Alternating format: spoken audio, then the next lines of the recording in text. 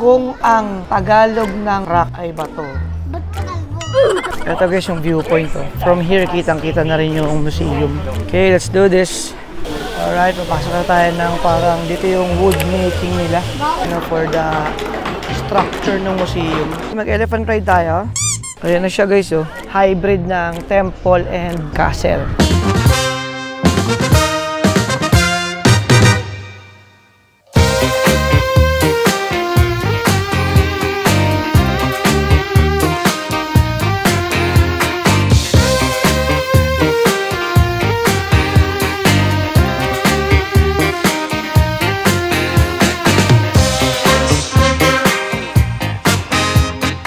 Hey guys, it's our second day here in Thailand, and for today's video guys, pupunta tayo na Pattaya. Sa Pattaya kasi guys, mas marami dong tourist attractions for family and for kids. Doon tayo mag-stay sa Pattaya ng 3 days. And by the way guys, ang pangalan pala nitong hotel na pinagstayan natin is City Point Hotel. Dito lang yan sa Asok Station malapit. And ang per day namin dito is only 2,700 pesos. Pesos na po yun. Let's go!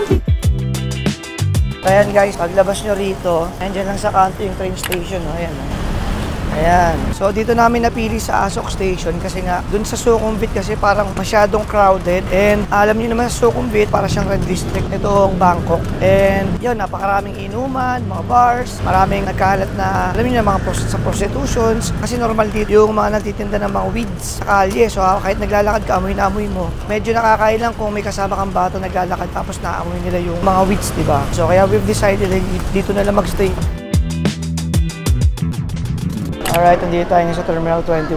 Mag-rinse muna tayo bago tayo magbiyahe kasi yung biyahe natin will be a 2-hour drive papunta ng Pattaya.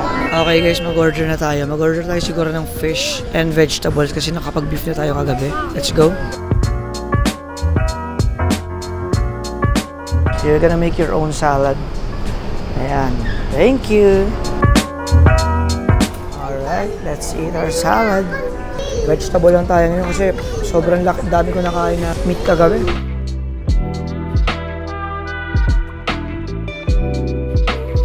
I considered yesterday our cheat day. Ito lang soft drinks ako kahapon. Nag-french fries. Pero ito hindi ko makain ng fries. Nakaka-guilty pala. So we ordered fish and fries. So yung fries pinamigay natin kay Zion and kay Colton. Tsaka kay Behati. Here's our refill of mushroom soup. Oh, sarap naman yung drinks mo. Anong drinks mo? Anong drinks mo? Iced tea lang yan eh. Okay, let's eat.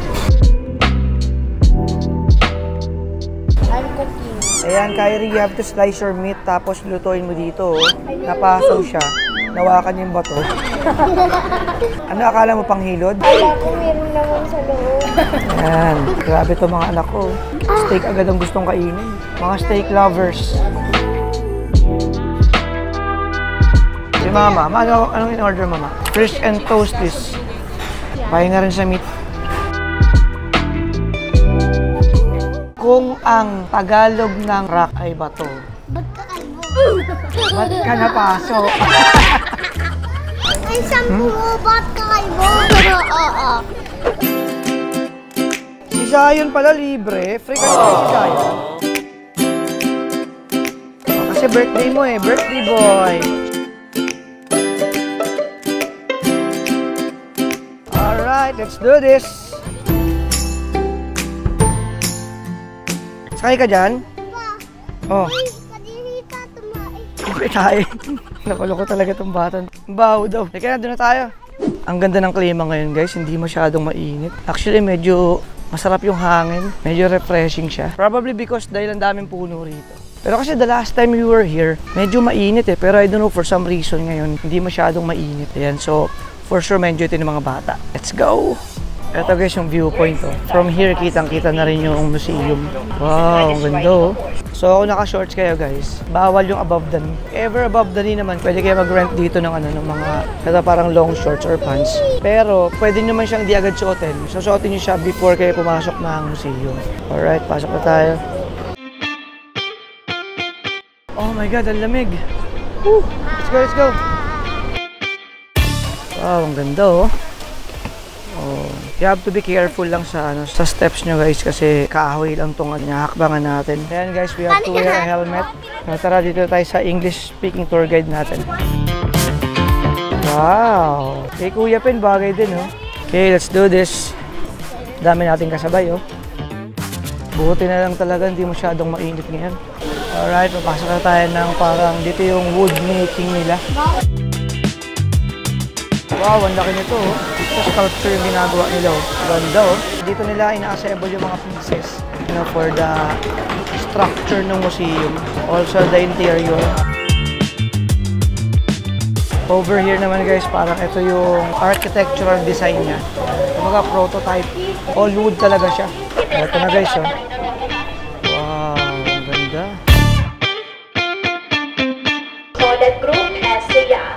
We can come back here para i-try daw i-experience how to parang to sculpture or to make yung mga wooden pieces para dito sa museum. Yeah, we'll try to come back later para i-experience yung wood making dito. Ito guys yung mga equipments na ginagamit nila dito. Very traditional. Ayan na guys, nararamdaman ko na yung init kasi medyo mas strict na yung araw dito. Buti na lang nag-provide sila ng mga ganito, ng mga malaking electric fan. Punta tayo dito dahil gusto nila mag-ride ng elephant. Go! Ayan na siya guys oh. Ay, nakakadena siya. Yung paa niya. Mag-elephant ride tayo. Ayan guys, dito tayo mag-elephant ride tayo. Ito guys, di niya masyado makontrol yung elephant oh.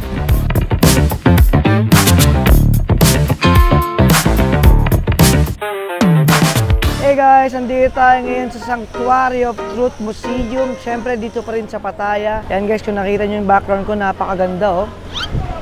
Hey, di ba? Anyway guys, Sanctuary of Truth Museum guys is an unfinished museum here in Pattaya and it is made out of wood. Kumbaga guys, lahat dyan, nakikita nyo yan. Yung buong museum na yan, ang ginamit lang dyan wood. And it is also considered as the largest wooden castle here in Pattaya. For sure guys, mag-enjoy yung buong pamilya, ma-amaze sa ganda nitong museum na to. And of course, syempre yung mga bata. So tara guys, samahan nyo kami for another adventure here at the Sanctuary of Truth Museum dito pa rin sa Pattaya. Let's go!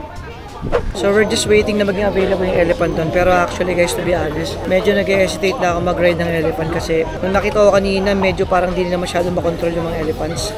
Ayaw maglakad kasi may elephant na lumalaban. So yeah, we'll see kung mag-ride pa rin tayo ng elephants. Yung mga kids ko ngayon gusto ma-boat. Then right after that, yan, pagkalipas ng init, papasok na tayo ng museum. Ang ganda ng vibe dito. Very chill. Hi! And guys, lumipat tayo na upuan. So, dito tayo sa tabi ng lake mismo. Medyo mainit pa naman. Nakaka-relax yung tugtog, oh. Oh man, sarap. Sarap talaga magbakasyon. Especially kasama pamilya, no? Alam niyo mga ganitong view, no? Makakapagpa-reminisce sa'yo, no? Sarap lang titigan ng color green na tubig, color green na mga puno. Tutulala ka lang, mabawasan yung stress mo kasi wala ka nang iisipin masyado muna. Tapos ma-realize mo na lang, napakasarap mabuhay. Cheers! Ganda ng tambayan natin guys, oh. Diba? Mag-chill tayo dito tapos nasa harapan natin yung Sanctuary of Truth Museum. Alam nyo guys, maganda dito sa Sanctuary of Truth Museum kasi talagang may enjoy ng pamilya nyo. For sure, ma-amaze sila sa ganda nitong museum niyan. That's the wooden museum. Lahat yan made out of wood. And yung mga bata for sure may enjoy din nila ito kasi it's just a slow-paced activity. Not only makikita nila yung ganda ng museum but also they can actually enjoy riding the elephant, riding the boat. Also, they can also do horseback riding. Ayan. And then dito, may over here, may mga snacks din naman. This is really a recommendable activity para sa buong pamilya. Of course, not also for the families. Siyempre sa mga mag-asawa, mag-jowa, whatever. This is really a must-see tourist spot dito sa Pattaya. By the way guys, itong design pala na museum na to, hybrid siya ng castle and temple. Kaya makikita nyo guys, di ba, yan, parang may mga veranda dyan sa harapan. Di ba normally sa mga castle, yung mga hari, reyna, di ba sumisilip sila dyan. So ayan yung design nung gumawa nitong museum na to. Hybrid ng temple and castle. Let's go! Alright guys, tara, pasok na tayo sa loob. Let's go! Grabe yung detalye, no? Napakaganda, oh. Ayan, kung makapansin nyo guys, ayan, ginagawa pa rin siya until now. Dito mas kita yung yung details nyo kasi mas may liwanag. Over here guys, meron silang elevator. Cool, no? Diba? Wooden made elevator. Grabe yung details ng ng structure, no? Okay guys, pasok tayo.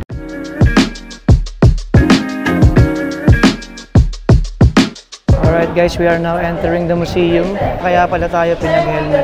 Kasi under construction dito, may mga part under construction. So guys, we are now approaching the center, the museum. Wow, ang ganda oh. Ito guys, I think ito yung founder and the designer of this museum. The last time we were here, yung mga sculpture na yan guys, meron siyang story. Parang it's about the humanity, sa nature ng tao, about the goodness. Ito ang ganda guys oh. Ayan guys, pinapaliwanag ng tour guide. Instead of helping them back when they needed help from him. So this man taking so much from the nature, always receiving and doesn't want to give back to the nature. But on the other side, a society full of gratitude and appreciation. You can see those people, they are being thankful to the man who helped them before. Galing no, lahat ng details ng interior nitong museum na to may stories. Diba? There's always a lesson to learn dun sa stories ng mga nasa wall or nasa interior nitong museum, especially mga bata. Matuturuan sila ng good values and character dun sa lessons na nilagay dito sa mga structure itong museum na to. Kaya it's really a very recommended activity para sa mga bata and sa buong pamilya. Respect for those who deserve it, not those who demand it. Makikita mo talaga na gusto nung designer nitong museum na to na maging mabuting tao na lahat ng tao sa mundo, kasi itong museum na to guys is dinadayo ng buong mundo. So yung mga lessons dito sa museum na to na kinikwento ng mga tour guides, yun yung may spread out sa buong mundo. Grabe, ang galing. Saludo.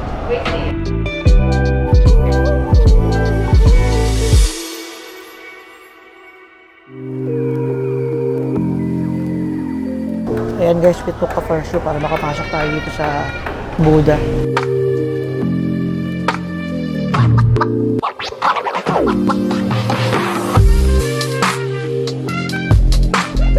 Alam nyo guys, I don't know with others, pero para sa akin, after ko dito sa tour nito sa Sanctuary of Truth Museum, I got to realize the meaning of life.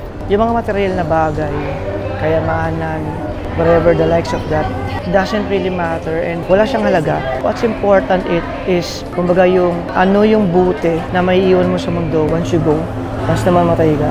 Kaya parang tinuturo sa atin ng designer nito is, let's not focus on the material things, yung mga luho and everything. Focus on being a very good human being and providing, giving value to the world. And probably, turuan din natin ibang tao kung paano maging mabuting tao nang sa ganun, itong mundo'y maging napakagandang mundo para sa ating lahat.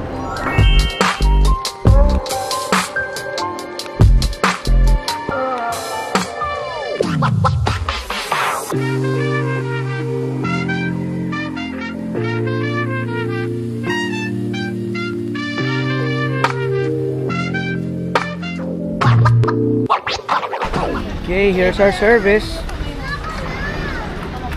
Alright guys, now we're moving. Punta tayo ngayon ng underwater world. Ayan, kung ano meron doon guys, hindi ko rin alam. Tara, tignan natin sabay-sabay. Let's go! Request to ni Boss Zion kasi it's his birthday. Happy birthday! Okay guys, we're here. Underworld, Pattaya. Ayan, tinutulungan tayo ni kuya natin, kuyang driver. Service natin kanina para makamura tayo ng ticket. Okay, thank you. Alright guys, we're here. Underwater world, Pattaya. So ano siya guys, oceanarium siya. So parang yung pinuntahan din natin sa Japan. Let's see kung ano yung mga klase ng sea creatures ang makikita natin dito. Let's go! So ito yung rates nila guys. Adult is 500 baht. Children is 300. Pag ginamit natin si kuya, pag nagbayad tayo or pag bumili tayo ng ticket, using him, nakakatipid tayo ng 100 baht per person. Probably tonight, baka pumunta tayo dito sa beachfront. That's the beachfront. Yeah. Alright, pasok na tayo guys. Let's go! Thank you. Oh, dito pa lang sa entrance, may mga fish na oh. So guys, hawakan natin to. Ayaw niya lapitan. Ayaw yung mga pet. Boom! Oh, ang daming koy oh. Ganda no? Wala, kamukha mo Pin, Pin, kamukha mo. Ala ko ikaw. Akala ko din ako eh. Alam mo din ikaw. Pin, laki ng fish oh. Ito ang laki oh. Ito kaya malaki to, hindi kaya magnified lang yun, no? Yung glass nito.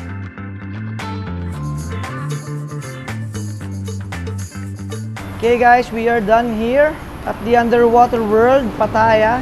Medyo ano lang, honest opinion, medyo hindi sulit kasi binayad natin is 400 baht. Kung wala kang discount, 500. So that's around mga 900 pesos. For kids is around mga 550, I guess, or 500. Tapos sobrang konti lang nung ano yan, nung species ng fish. Tapos konting spider, konting lizard. And well, in all fairness, medyo marami-rami yung ano nila, yung mga hammerhead shark nila, tsaka yung other sharks nila. Kasi medyo maliit. Mas marami sa kanila yung malaking parang isda na, ewan ko, hindi ko alam kung ano tawag doon. Pero yung overall experience, medyo maliit yung area. And for me, hindi masyadong sulit. So, para sa akin, yeah, you can still try it to which is own. Pero yun lang para sa akin, hindi sulit. Pero kung naghanap kayo ng additional activity, yeah, you can still try Underworld Water in Pattaya. Okay? So, yun, babalik na tayo ng hotel or probably mag-dinner na tayo sa beachfront. So, I'll see you guys again later. Bye!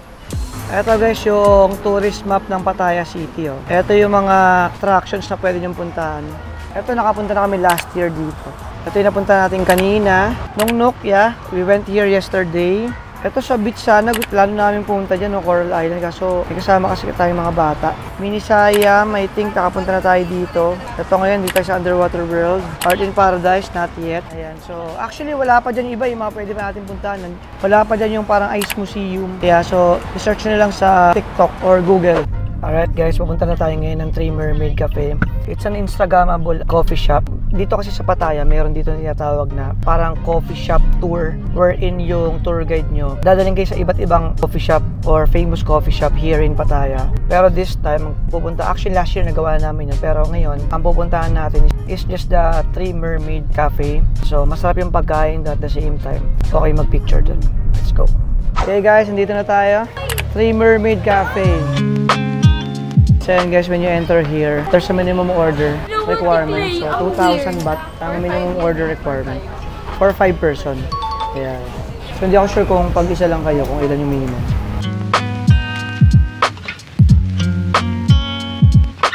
Bakit ganun? Parang I find it creepy yung itsura niya. Siguro dahil ano nga, Thailand yung nationality rin niya. Thai din. Ito guys yung itsura niya sa harapan. Beachfront. So dun yata sa baba meron pa. Mamaya tignan natin. Parang okay mag-chill dito, no? Yan, ang ganda. Nice. Ayun, mas cool dito. Parang nakahang ka. Wow, ang ganda. Ang ganda ng view dito. Kitang-kita lahat, oh. Ah, pwede ka pa mag-chill doon, oh. Ayun, oh, meron nakapwesto. Nice.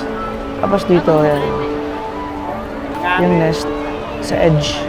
I think pwede kang bumaba doon, oh, sa beach, oh. Ayun yung family ko, oh. Ganda. Alright, tara, let's punta na tayo sa kanila. Ito naman guys, meron silang parang pool area pero I don't think may naliligo dito. Ayan. Okay guys, here are some of our orders. Ito, shrimp, squid. Ito parang shrimp alio-olio, no? Ayan. Ito, sarap oh. Hey, fresh. Fresh buko and pineapple. Parang ganito rin yan.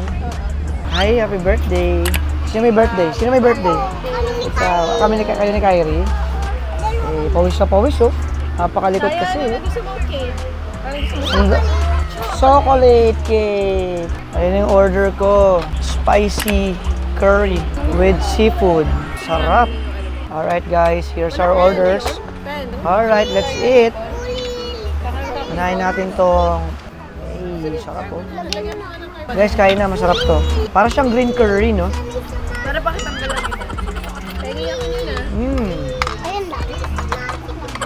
Salted egg squid. Dahan-dahan na. Ito guys, solid to. Lagay natin tong maanghang na. Eh, doon parang kala mo wasabi, eh. Hindi niya alam. Pero masarap to. Maanghang nga lang. Okay. Let's go.